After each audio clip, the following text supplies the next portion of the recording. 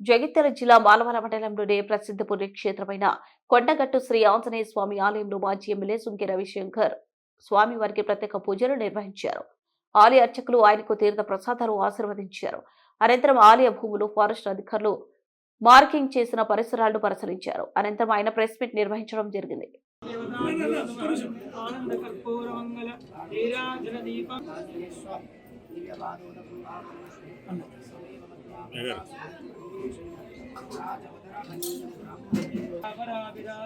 नमः श्रीशूरनाथाय कुन्ते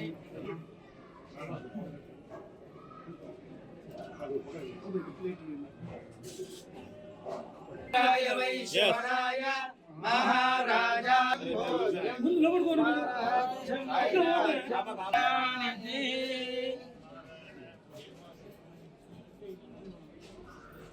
वक्षस्थले पुण्यस्वागमाने प्रमोदमाने विभिन्यमाने ఇది temple reserve forest అని పెట్టారు కదా ఇక్కడ యూతల టెంపుల్ అన్నట్టు 362 అది 573 అది 573 ఇది 362. ఓకే ఓకే ఇందా బై వన్ सर्वेश्च पूर्वे राजानि सकृतायास्तु मंगलम् आंजनेय स्वामी देवता आनंद कर्पूर मंगल नीराजन दीपम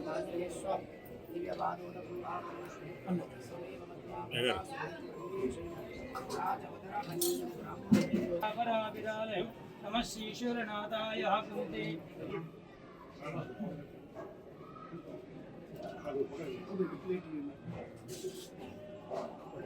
वैश्वराय महाराजा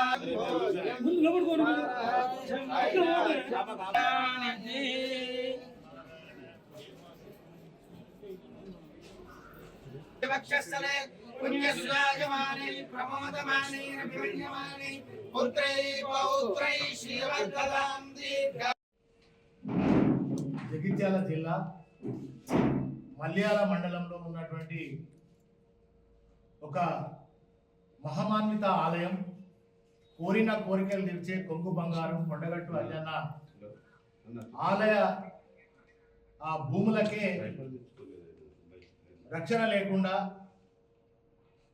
మరి అటువంటి దివ్యక్షేత్రమైనటువంటి ఈ యొక్క ఆలయ భూములు ఫారెస్ట్ వాళ్ళు కొత్తగా వందల ఏళ్ళుగా మరి వేల సంవత్సరాల చరిత్ర కలిగినటువంటి ఈ యొక్క కొండగట్టు అంజన్న ఆస్తులు భూములు మరి వారి భక్తుల మనోభావాలు దెబ్బతినే విధంగా ఇవాళ ఫారెస్ట్ అధికారులు ఈ భూములు 6.5 ఎకరాలు బేతాళుని టెంపుల్ నుంచి మొదలు పెడితే మరి సీతమ్మ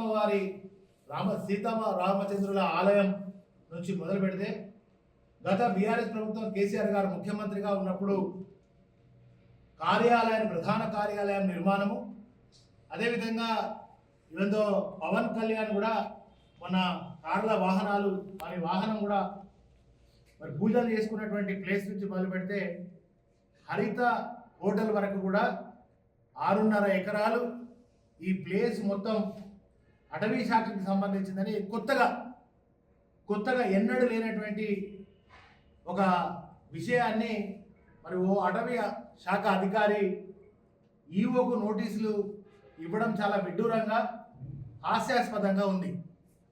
నిజంగా మరి కొండగట్టు అంజన్న ఈ క్షేత్రం ఎంత పురాతనమైనటువంటి క్షేత్రమో, ఈ ఆలయానికి ఉన్నటువంటి ప్రాశస్త్యం యావత్తు భారతదేశం అంతా కూడా తెలుసు.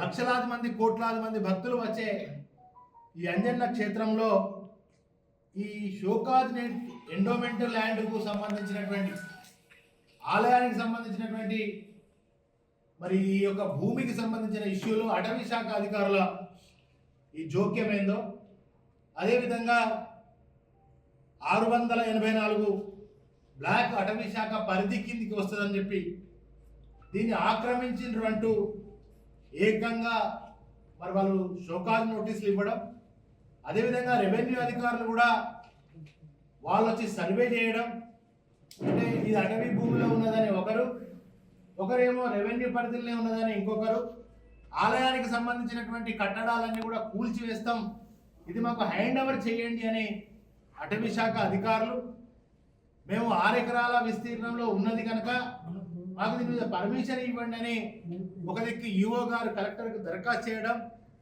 దీంట్లో చాలా బాధగా అనిపించేటువంటి అంశం ఏంటంటే ఎన్నో సంవత్సరాల కింద కట్టినటువంటి అన్నదాన సత్రం కానీ, వాటర్ ప్లాంట్ కానీ, వాహనాల షెడ్ పూజ సంబంధించినటువంటి ఎగ్జిక్యూటివ్ బిల్డింగ్ కానీ, అదేవిధంగా సాగర్ గెస్ట్ హౌస్ కానీ, పబ్లిక్ టాయిలెట్స్ కానీ, ఇట్లా అన్నికి సంబంధించినటువంటి బేతాళుడు ఆలయానికి సంబంధించినటువంటి ఇవి కూడా దాన్ని ఫారెస్ట్ కన్వర్జేషన్ యాక్ట్ కింద నోటీసులు ఇవ్వడం చాలా బాధగా ఉంది.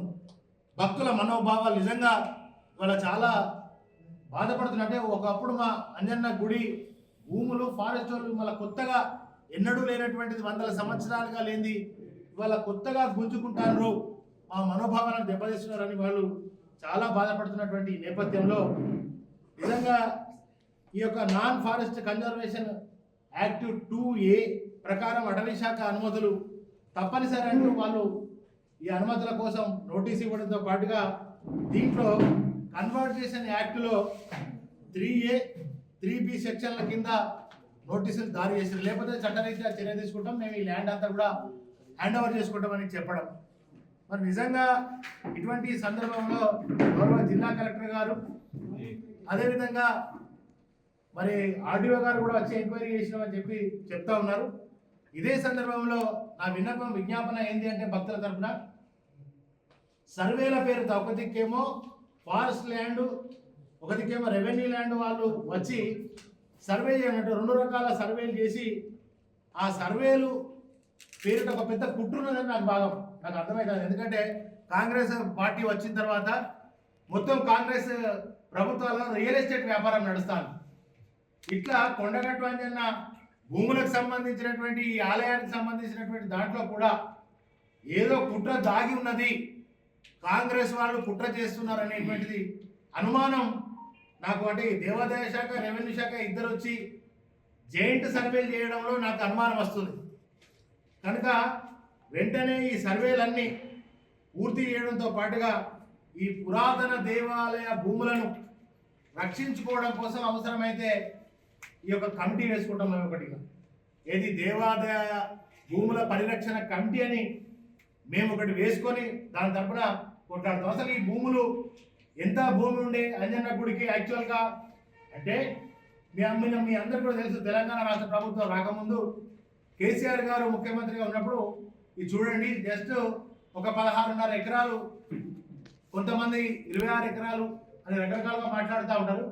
ఇది జస్ట్ 16.5-17 ఎకరాలు మాత్రమే కొండగట్టు అంజన్న ఆలయానికి భూములు తెలంగాణ రాష్ట్ర ప్రభుత్వం కేసీఆర్ గారు ముఖ్యమంత్రి కాకముందు ఈ ల్యాండ్ ఉండే. కానీ కేసీఆర్ గారు ఎప్పుడైతే ముఖ్యమంత్రి అయినరో తను నిజంగా దైవభక్తులు కనుక, మరి అదేవిధంగా వారు గొప్ప భక్తిపరులు కనుక, ఆధ్యాత్మిక చింతన ఉన్నటువంటి వారు కనుక తెలంగాణలో అనేక దేవాలయాలు నిర్మించడమే కాకుండా ప్రపంచంలో ఈ యొక్క దేశంలోనే అతిపెద్ద ఆలయాన్ని మరి 1000 కోట్లు పెట్టి యాదాద్రి లాంటి గొప్ప ఆలయాన్ని నిర్మించినటువంటి గొప్ప భక్తుడు